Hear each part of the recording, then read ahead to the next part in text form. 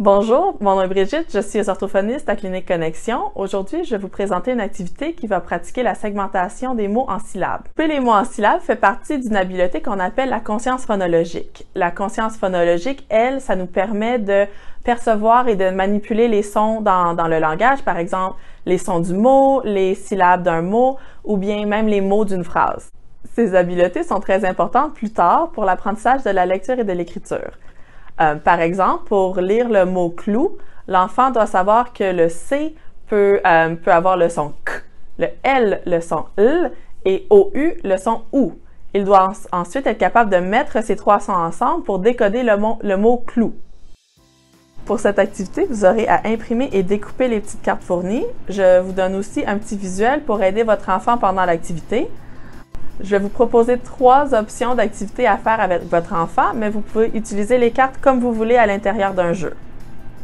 Vous pouvez demander à votre enfant de faire 4 petites boules de pâte à modeler. Il pourra ensuite piger un mot et dire le mot avec vous. Coupez le mot en syllabes avec lui en tapant des mains.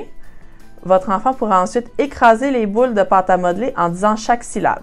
Vous pouvez aussi cacher des mots dans la pièce et puis votre enfant doit aller trouver les mots un à un. À chaque fois qu'il trouve un mot, vous allez l'aider à segmenter le mot en utilisant le petit visuel de cercle. Une autre option serait de piger un mot et puis de demander à l'enfant de sauter pour chaque syllabe dans le mot. Vous pouvez sauter dans un cerceau, sur des morceaux de papier, sur des cercles faits en craie, comme vous voulez. L'important, c'est de s'amuser. D'autres idées pour travailler la conscience phonologique seraient de trouver des rimes dans un livre et de chanter des comptines avec des rimes. Vous pouvez montrer à votre enfant que certains mots commencent par le même son. Par exemple, coco et kangourou commencent avec le son K. Et vous pouvez aussi parler en robot en disant un mot une syllabe à la fois. Par exemple, vous pourrez dire A, corps, D, on.